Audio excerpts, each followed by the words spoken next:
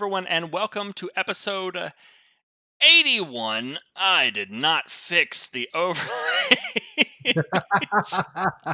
Ah, I Oh well. almost had it. I almost had it. Nope. It now says 81. I made it. I made the overlay image. I just didn't switch it in the file.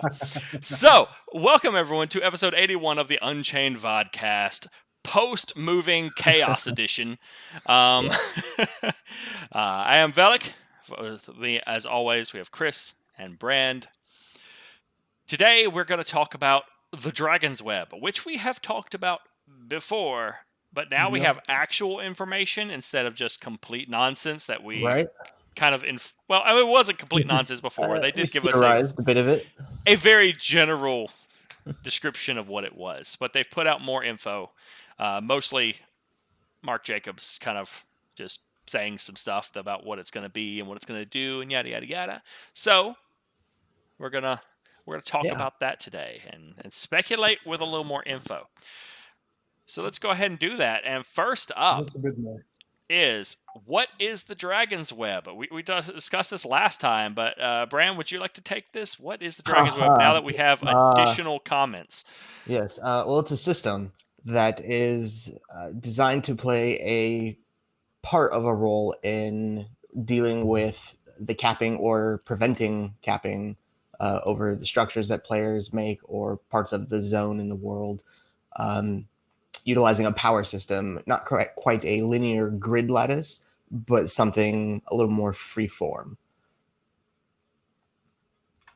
Yeah, it's very similar in some ways, and I think there's an analogy we used last time, which I think is a little less apt than when we used it last time, but it still kind of applies to PlanetSide 2, where you have the different network, a network that connects all the different locations on the map and connects how some bases are powering others. Yep. And what you can capture, what you can attack, and so on and so forth.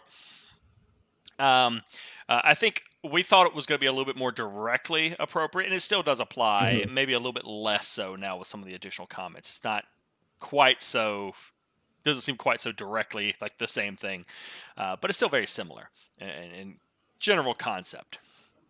Yeah, with PlanetSide 2, the lines or the lattice is hard coded. It is what it is. The map is what it is, and you follow that. The idea that it sounds like now is that system is player driven. So those points that you can take are really just dependent on where you build stuff rather than a direct path that you are predetermined to follow.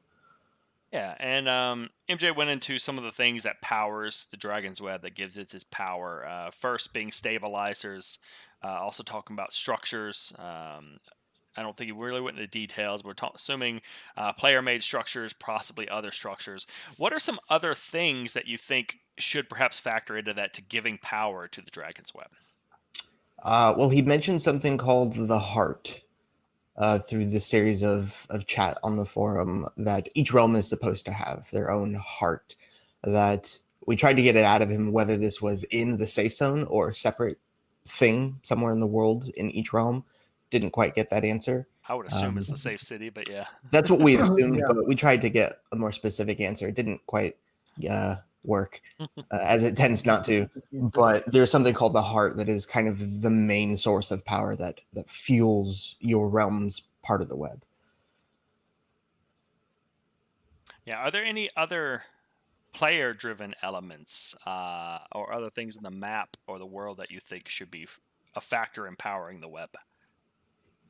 Well, Strike mentioned not even something you make, but just server populations are supposed to be affecting certain strength areas or even the whole web. Not sure if it's just like key defensible positions that are more recently made, or if the whole web itself is just heightened in defensibility or power because your realm is weaker than the others. It's kind of a balancing factor.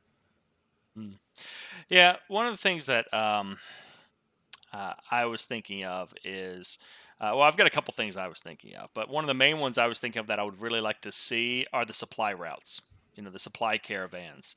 If Yeah. even though it doesn't seem like a logical thing that having a supply caravan would power the web, but maybe like the presence of people, much like building a building, maybe the presence of people in some way influences it in their travel and all of that. Just because already the supply caravans are going to be a target for people in PvP, of course. But if they Yeah, also, definitely. if you have a regular trade route going one way that's being heavily used, and a lot of people are going along that route, then maybe targeting that it would help diminish the Dragon's Web power in that area or something if you can take it out. I think that would help to incentivize, some of the smaller targets in PvP instead of just having sieges all the time. Um, Another thing I was thinking of was the depths, of course, which we don't know a lot about, but control over the depths would, I think, that is something that they could really do to help boost the importance of the depths. Much like things like places of power, perhaps controlling some of these elements can help to boost the Dragon's Web power in a region. Yeah, Um, I'm not sure about the depths because it's supposed to be a kind of independent element of the realm, like its own entity. So I don't know about mechanics wise that should be fairly easily put in place. Lore wise, I don't know if it would fit. But then again, I don't know how many people would care if lore wise it was fitting or not. well, that's what I was thinking. Like, only if you control that area of the depths, because the depths are Mm. supposed to be a resource for tons of Yes. vital mineral resources and everything. Yeah. And so perhaps if you currently control that part of the depths, or that entrance that's nearest by or Mhm. something, then there might be some kind of a boost from resources, or maybe you just have access. Like Strike just kind of mentioned, carrying mana crystals to charge up the dragon web in a different Mhm. area. Maybe you can get some kind of a resource from the depths that you can manually use to boost Well, power. you have one resource that we haven't talked about in forever that could be a really powerful way to power your dragon's web, and it's other players' soul. Feeding the soul of the players you defeat into your dragon's web That would to be pretty increase cool. its power. Like, Literally feeding your enemies to your realm to power it. well, and they could. There's no reason they couldn't even like tie those together. Like, perhaps you can collect enemy souls, go into the depths where there's like a weird soul forge thing that you can use. You Make hammer them the and you make a battery. soul crystal that you can then go and be like, put into your base or something, and be like, all right, we have dialed up the dragon's web in this region for the next couple hours. Duracell, Dragon Cell batteries. That's exactly it.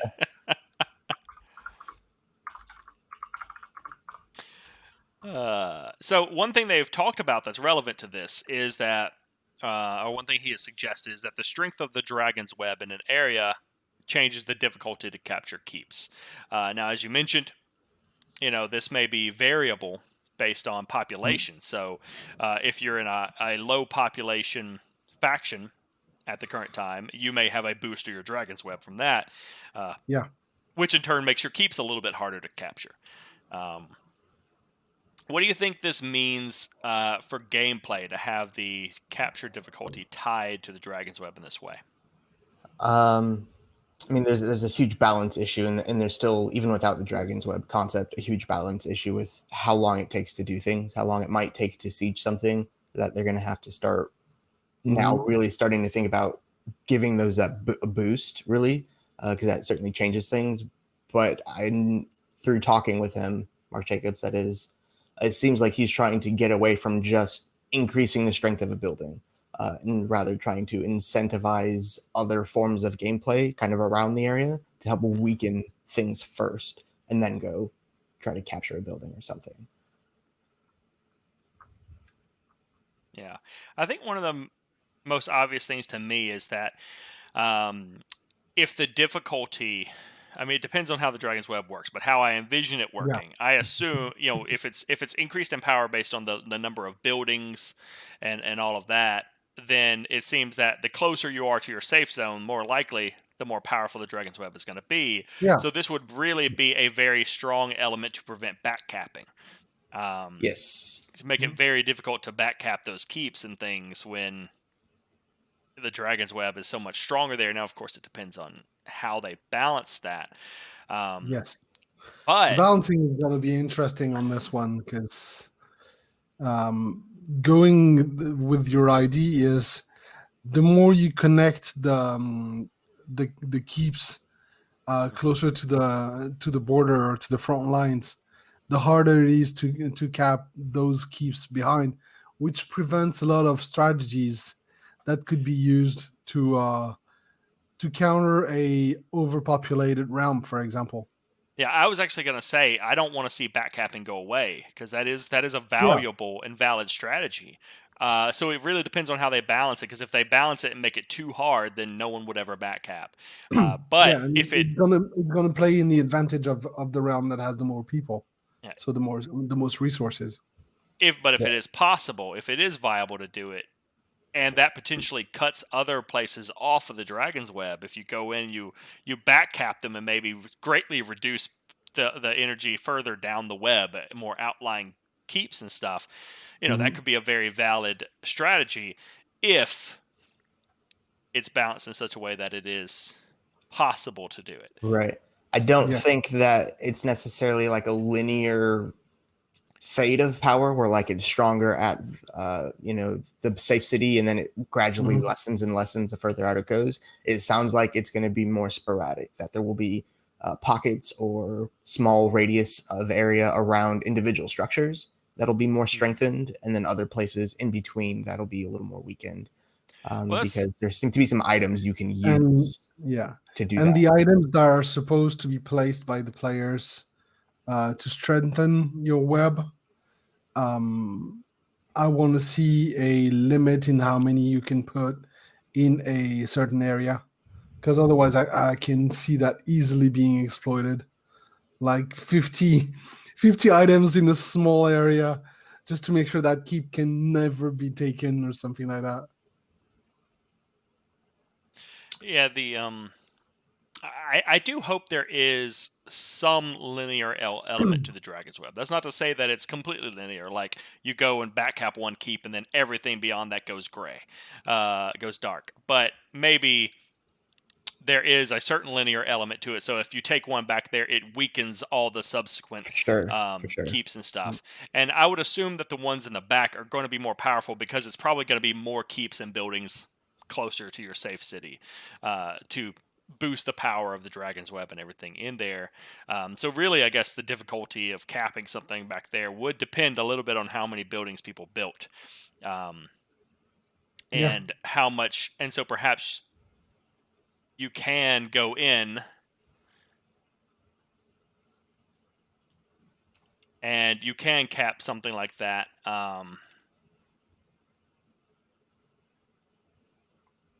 Sorry, banning the spammer. Perhaps you can go in there and cap something like that, but maybe it's a little bit more of a lengthy process where you have to step in and take some very small buildings and things around it first to weaken that localized area. And then if the defending side doesn't stop you in time, well, then it stop you. Imagine these replaceable items will require some sort of fuel, like a lantern. The more you place, the brighter, but also the more fuel it will consume. Quite possibly. Kind of like going along with your Duracell comparison. If you place a Duracell battery on your keep to kind of strengthen it while you go to sleep at night, and there are a lot of those around there, that's certainly going to attract things like veil storms. Or having a limit in the power amount of your Dragon Web and basically putting all your eggs in one basket weakens all the other areas, and so they make them more vulnerable if you try to concentrate everything in one spot. Yeah, it definitely. I do like the idea of people having to manually power keeps and stuff, like having to Yeah. manually generate some of the power. So it's not all just passive from the Dragon's Web, but having some element where you can go, okay, we want to keep our keep from being capped at night. So we can go stock up a bunch of this resource or something to power it up, and that'll make it much harder. Mhm. And so then we have to do Yeah. it like every couple of days. We have to go and stockpile stuff and Yeah. put Yeah. somebody on farming duty to farm Dragon Cell batteries and stick them in. Soul shards. Yep. And with that, they talked about some adjustable features of the Dragon's Web, some things that can vary and be tweaked and played with on their end, um, and as a way to make it responsive to the game and the population. Scheduled on-off hours where they can plan to have periods where the Dragon's Web is weaker, day and night cycles, and of course server populations where if you're on the heavily populated server, your Dragon's Web may be not quite as, or if you're on the heavily populated faction of the server, your Dragon's Web may not be quite as potent. Yeah. Mm.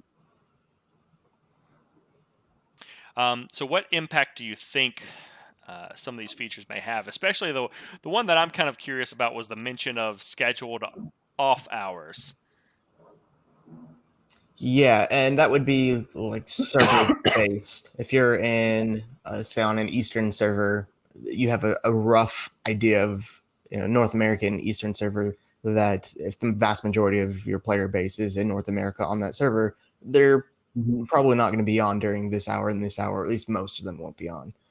And they Yeah. can schedule the web to change on those hours. Well, yeah, and that's just kind of the thing. Like I've been trying to picture like how would they actually make good use out of having scheduled off hours or times for the Dragon's Web, and I have a hard time picturing like a, a reason for it. That's seems entirely useful. Mm. I mean, they could just be made population dependent, not just on a per realm Yeah. basis where only one realm gets a bonus, but like blanket server population. If the whole server total is at a lower threshold, then Dragon Web Yeah. do this. And then after that, then it starts looking at the individual realms. Okay, well, we've only got like 1,000 people on. That's really low. Now let's look at all the realms themselves. Who's the lowest? Let's give them a slight boost. Yeah, the only thing I could think Mm. of with regard to like scheduled off hours is if they just generally like went, okay, server activity, the server activity is at its lowest at this time, or this is an East Coast server, so we're gonna say, all right, between 3 a.m. and 5 a.m. or 3 a.m. and 7 a.m. We're going to call that the off time, and all Dragon Webs are going to get like a 2% boost or something to make everything Yeah. harder to cap. Just as like another thing to Like kind of try Customizable. to prevent night capping, I guess. Yeah. The negative part about that is we have people like Kriss in very Yep.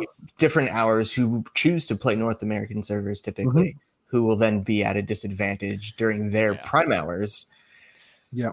Well, that's why it would be a balancing thing. Like I could see a valid argument for doing that, but it would have to be a minor shift. Like if it went, we're going to make the Dragon Web 10% more powerful late at night, then it'd be like that's stupid. No one will It's ever play then. that would be effectively, if not in name, a region lock Yeah, of the server. yeah. So they have to be real Basically. careful about something like that. Yeah. Yeah. Because if you do that during off hours on an Eastern server, all the guilds, because there's those in every game, there are European guilds that play in North American servers that play in off hours. They're never going to go in those servers because they're never going to be able to actually enjoy the game Yeah. the way it's supposed to be played, kind of. Yeah. Now, I mean, it is. I do think there is a difference between, of course, like having some European players like yourself that usually play in like North American servers and stuff, and play with generally like North American guilds, versus having an entire guild of European players who go on intentionally to play during late hours. At that point, it's like you're kind of trying to cheese the system. So I'm not so I don't feel so bad for you. You're kind of intentionally trying to hit us when we're all asleep. Yeah, the web is not designed to be the end result or like the only thing to add these elements to add strength or prevent backcapping. It's just one method of a few that were mentioned. The methods themselves not mentioned, but the notion that it was just a partial bonus, and there were other things that'll be happening was mentioned. One thing I really would like to see, because Dark Society mentioned this about giving guilds a chance to schedule the strength of their property protection. I would like to see if you're limited in how long you can do that. For instance, maybe you can stockpile a resource to boost your defenses and everything, but you can only do it for 5 hours within a 24-hour period. So you can choose any 5 hours you want to do that, but you could do it at night if you want to avoid being night capped. Or maybe you can even go like, no, I know when people are super active, I'm going to do it during the day. And then you do it during the day, but that means later on you can't do it again. And the enemies are going to know that, so they're going to come back later and be like, all right, fine. We're going to come back and night cap you now because you boosted your defenses in the middle of the day. I think that would add an interesting strategic element. Yeah, you certainly got to be picky, choosy. You see or know that there's a group of the opposite realm rushing stuff. You can use it, to give yourself a boost in that moment at the expense of that later weakening element. Yeah, because I would not want to see it as something that is completely resource dependent. Like, as long as you've got the resources, you can do it. Because that would mean a really, really big Zerg guilds could just have it on all the time. Yeah, basically. Definitely got to be limits. Yeah. Strike still wonders what exactly it's supposed to do. Add a shield, increase health, blocks of health, and guards. I mean, we don't know entirely. I got the impression. I mean, they spoke a long time ago about having not quite a shield, but essentially like maybe like a siege lock of some sort where like you can block off the region for a short period of time. I don't know if that's still the case.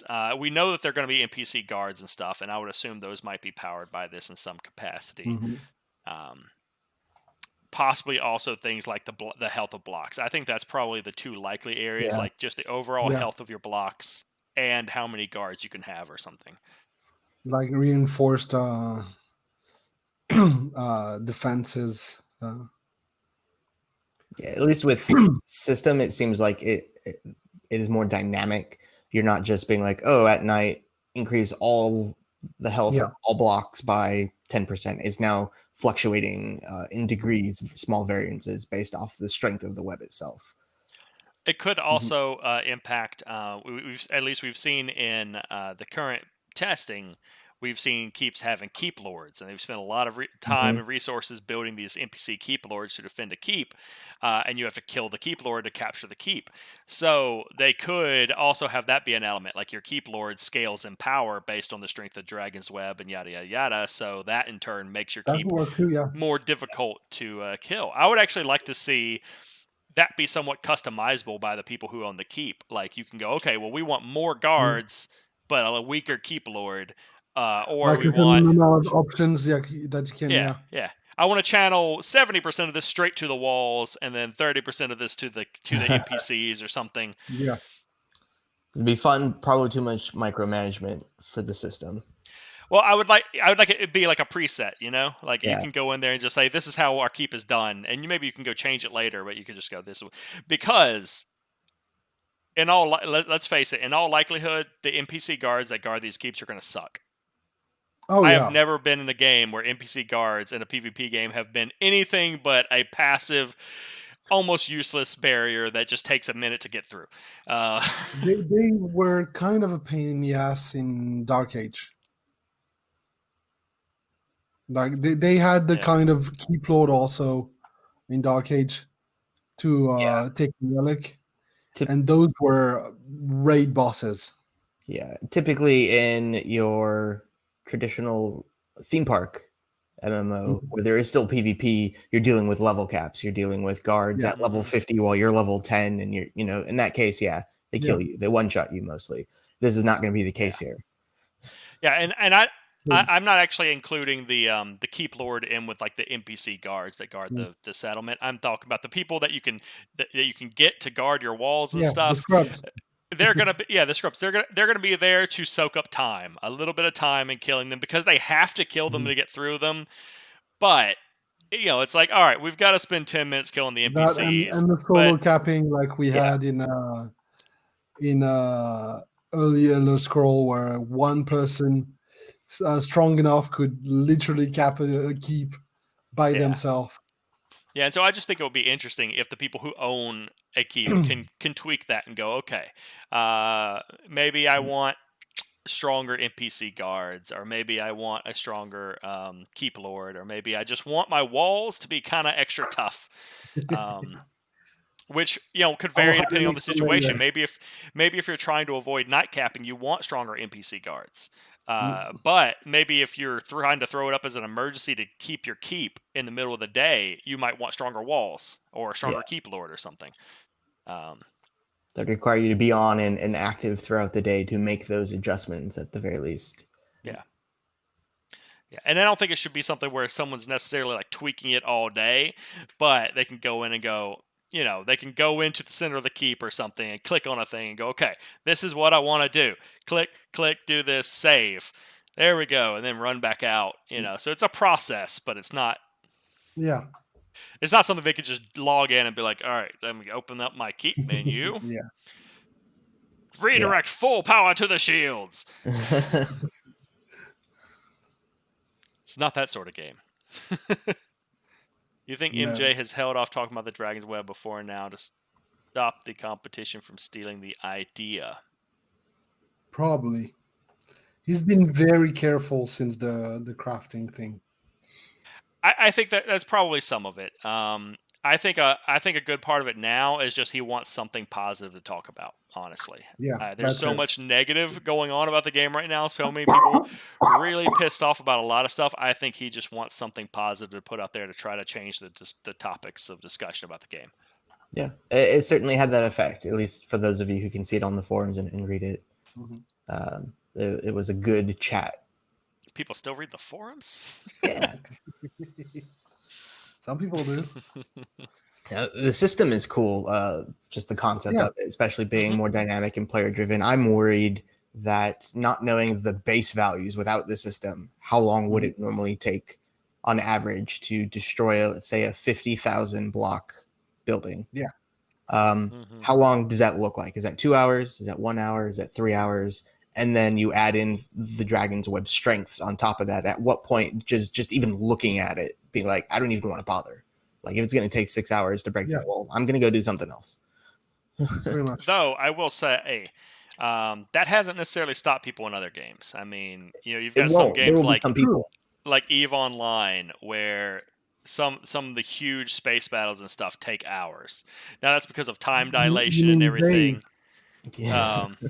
But yeah, I mean, they've got days of sieging where people will actually log out, other people log in, and they're sitting there switching back and forth because it just takes forever. Yeah. So I think people will take advantage of some of that. But no, you certainly don't want that to be the default. Right. No.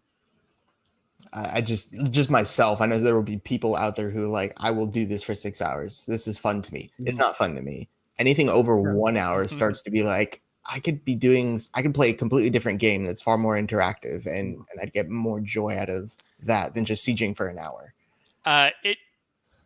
It could be fun to me as long as progress is being made. Like if I'm just shooting things and all I'm seeing is a status bar going tick, tick, tick. No, that's terrible. But if you're actually like, if it's taking so long because there is some give and take, we're taking a door and then we lost the door and then we're doing all this other stuff, that can drag on for a while. I definitely still don't want to do it every day.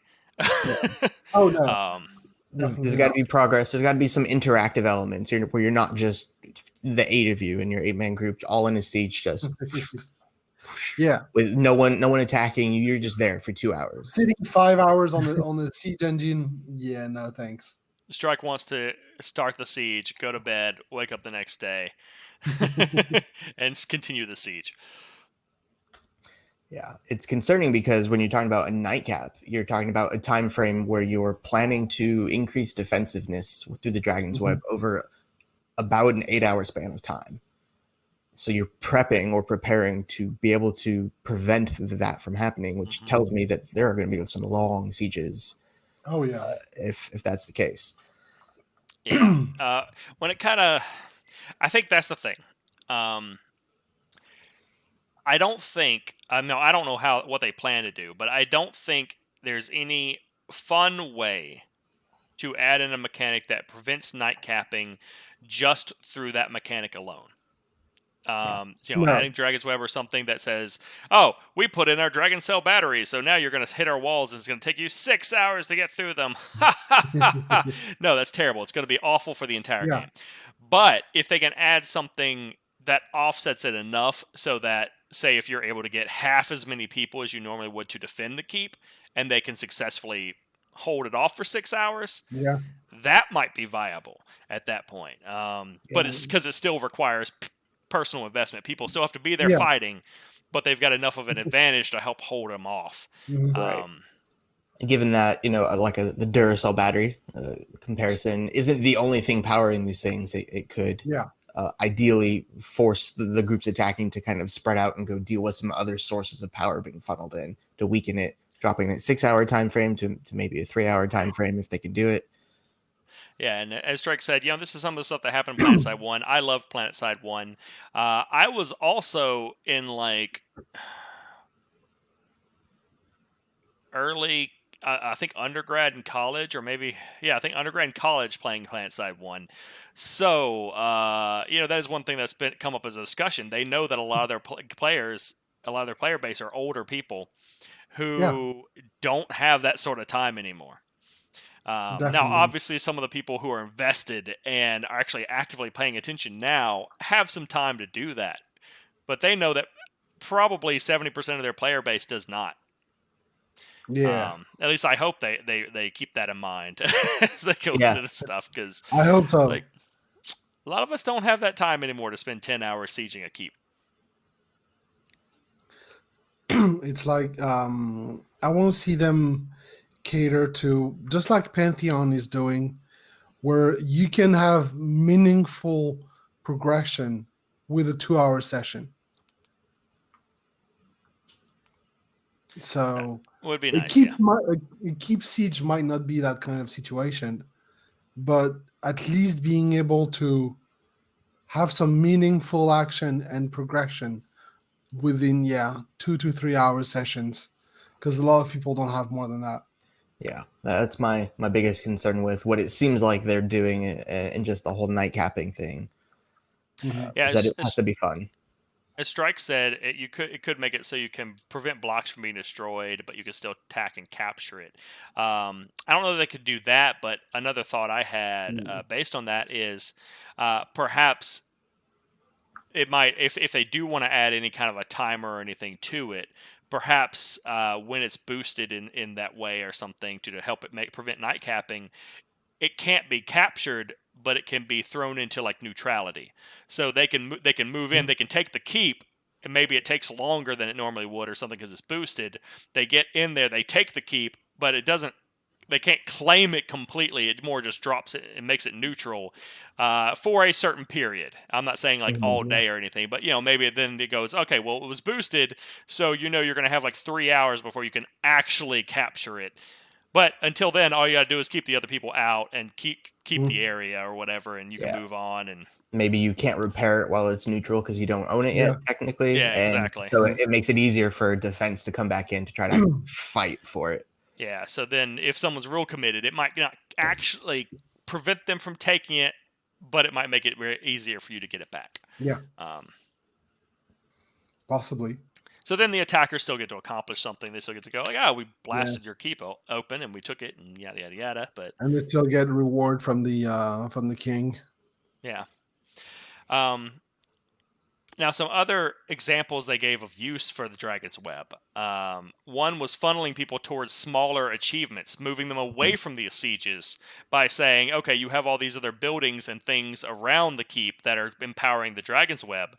So you need to target these smaller objectives in order to drain the powers of the Dragon's Web in order to capture the keep. And I actually think this has potential to really work depending on how they balance it. It's similar in some ways to what Tiso did with their farms, their mines, and stuff around keeps. Except Tiso was basically just like, well, those just give you points, and otherwise they really didn't have much practical benefit. You didn't need. They didn't boost the keeps enough to be significant. Yeah, you didn't have to do them. You could skip them. Yeah. So if they balance it well enough to where you really need to take those other keeps and stuff, one, it kind of actually encourages people to build smaller keeps around like a big city. But also, it then gives you smaller PvP objectives, so you're not always doing a 6-hour siege. You can go in, you can spend days taking some of these smaller forts and burning them to the ground so that people don't have them. And then at the end of the week, you go, all right, Sunday, we're doing the big raid, and hit the big keep. Yeah. Smaller structures could provide respawn points. Possibly. They could. I still really want to see limited amount of respawn points and only mainly in big keeps, and only if they have sufficient power from the Dragon's Web. But hey, I've ranted for ages about how limited I want the respawn to be. So I like the idea of the smaller funnels that drive you to certain, not key areas, but just easier to take areas, more fun, more pocket PvP, if you will.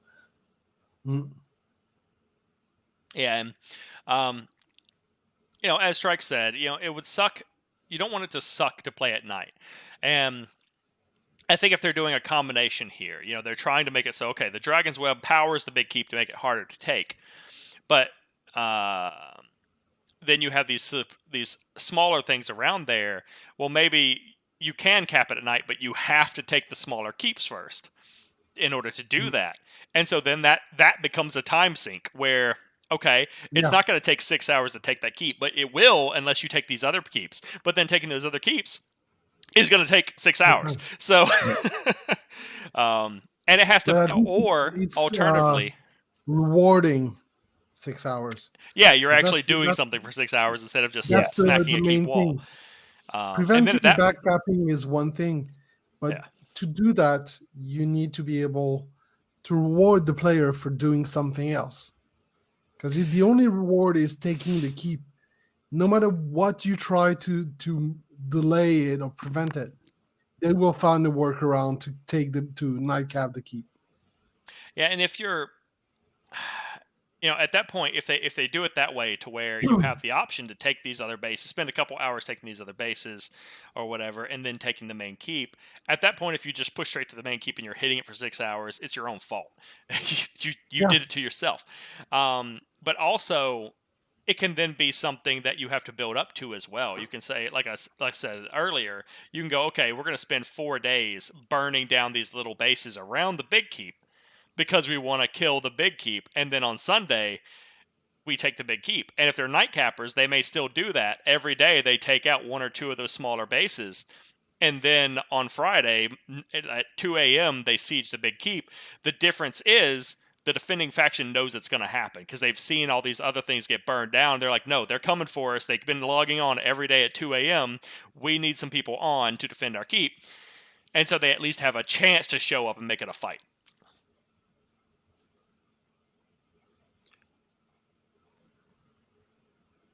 So we're talking about dynamic strengthening aura with which structures in the same general area boost each other. That seems like what it means to me. If the number of buildings increases the power of the Dragon's Web, then there are the items, I think, are kind of what do it, that you attach to your building, so the buildings themselves technically do it. And then there's the main starting point where it all funnels out from this thing that all the realms get. Let's see, about the idea of neutral keeps. What if your opponent needs to link the Dragon's Web to their realm first to be able to use the taken keep, and strengthening your web delays that, giving you time to recapture?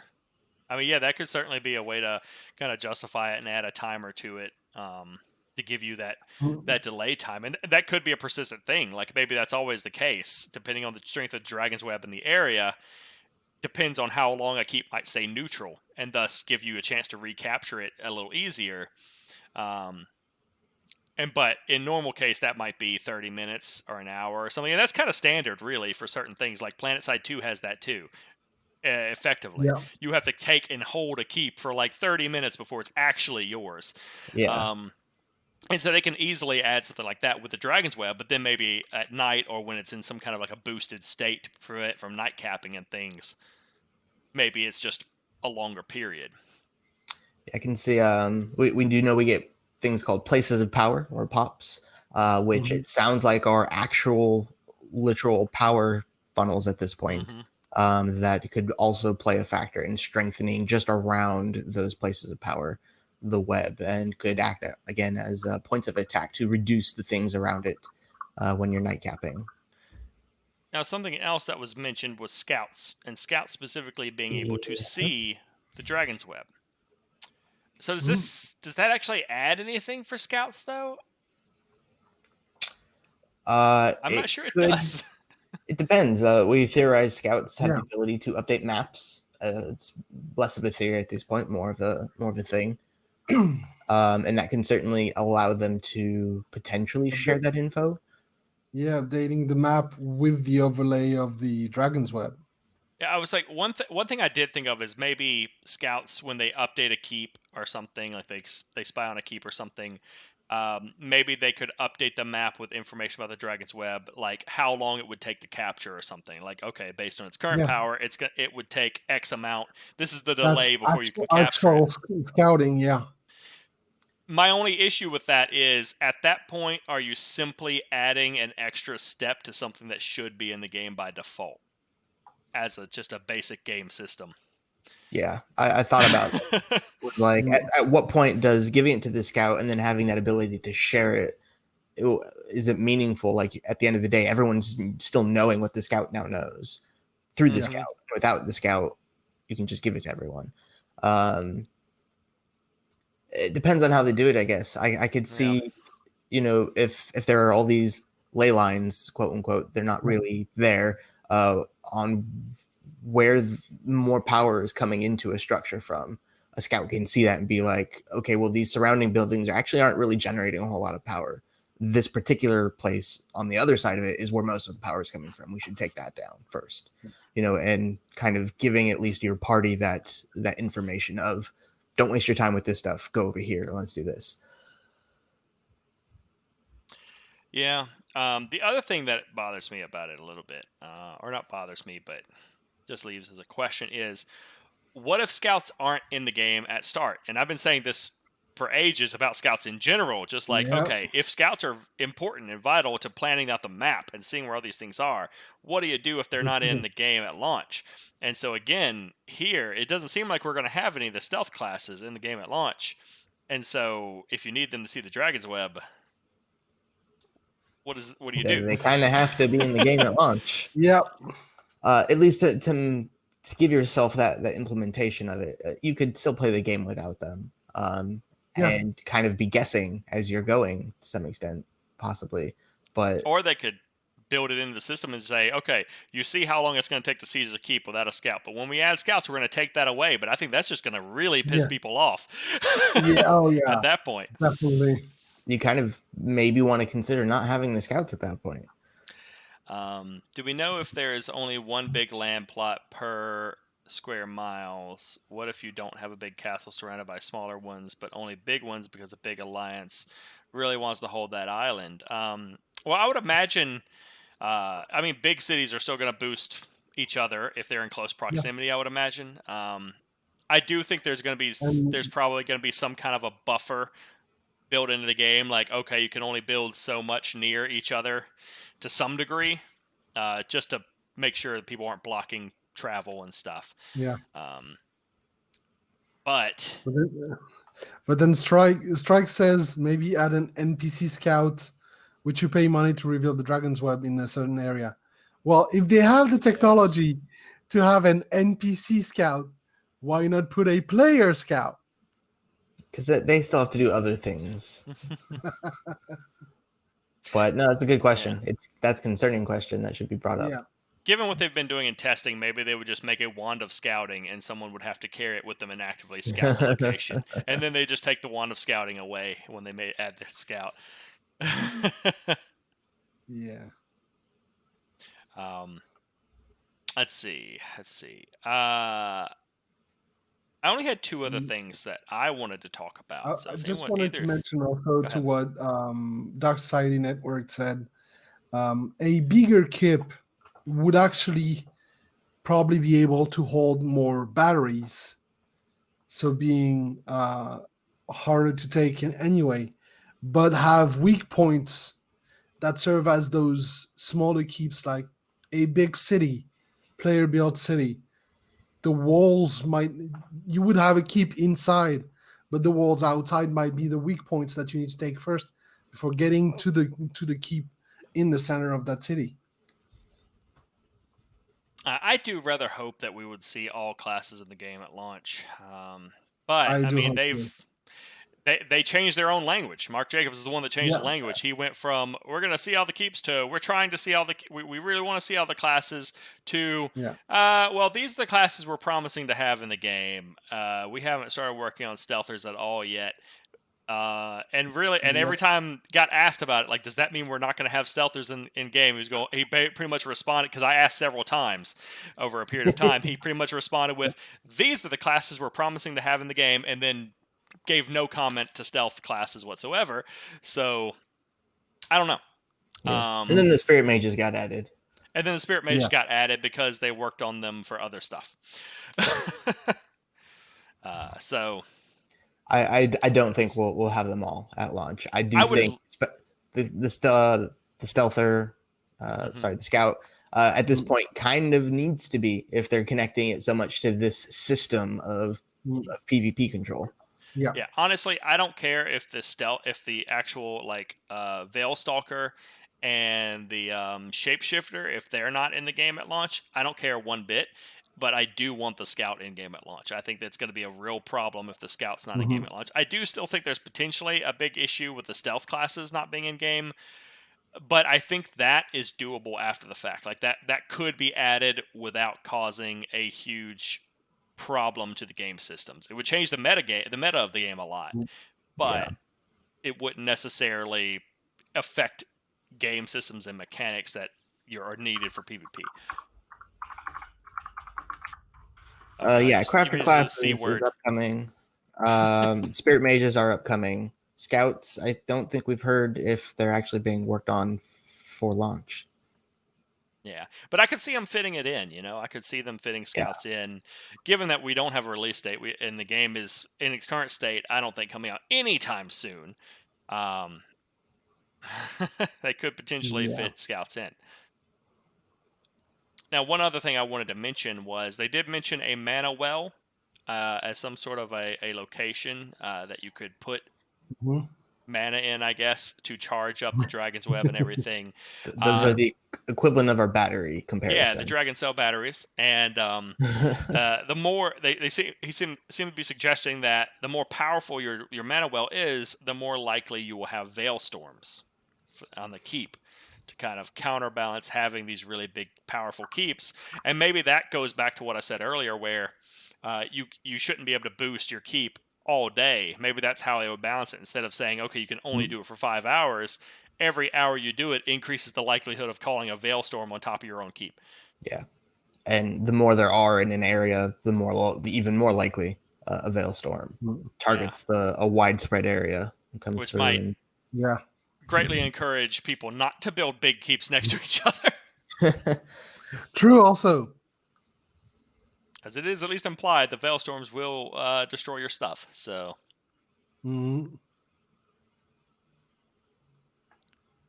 Yeah, the concept of the Dragon's Web, I can see them linking to other classes as well, like all of the stealth classes, and your ability to go in and out of the Veil could be slightly reduced or slightly boosted based off of the strength of the web in that area as well. And if they're going to do anything like that, those things need to be in at the beginning when the web itself is. Maybe, yeah. If there's one other class I would like to see tied to the Dragon's Web, it would be crafters.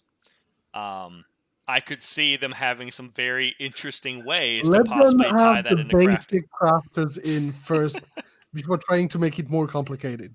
Oh, no, I agree. I'm just saying, like, thinking conceptually, if anyone was doing anything messing with the dragon's web, maybe building supercharged siege weapons for defense or something, I could see that being a pretty interesting way to tie them crafting together. the power cells. Yeah, Crafting that too. the items you put in the keeps to link them to the dragon webs. Yeah. This should be crafted built anyway. Which I believe that's the intent. So Hopefully. here's this was kind of discussed a little bit earlier, or at least it was touched on a little bit earlier. But my last question I want to talk about is, why do you think they're working on this now? Like, is this something that's really important to be working on right now? There's a lot of stuff to be worked on. So why are they working on this now? I think they've gotten through, some good points of building destruction where they feel largely comfortable with it, and this is the next step to balancing that out, as well as some of the classes and just the kind of the game loop. And I think that could be it as well. There's so much cry on the forums and Discord, whatever, about having a complete game loop. That's what we're hoping for. Fair. That's what we're wanting. Yeah. And this is it. This is how that works. Yeah, and that is one of the things I had written down. Is this is maybe extension of what I've said that I want is a microcosm of the game, a small version in testing of what the game is like. And this is kind of an important system if this is how they kind of govern the keeping, the capture of keeps and everything. It is also potentially important to building. I'm a bit of a cynical person, so I also can't help but think that Ben has left, and this is not character related. Directly, anyway. So, is it just that this is something that they can work on with other people? They could take the concepts and start at least fleshing them out and going, this is a thing that might work. I think it's also without having to tie it because, into stuff that he was probably neck deep in working on. Yeah. And probably also because it's something, as we said, that is going to require a very heavy balancing, like really deep Like fine-tuning to make it. Shut up. You're just egging him on here, man. Yeah, he is. Fight!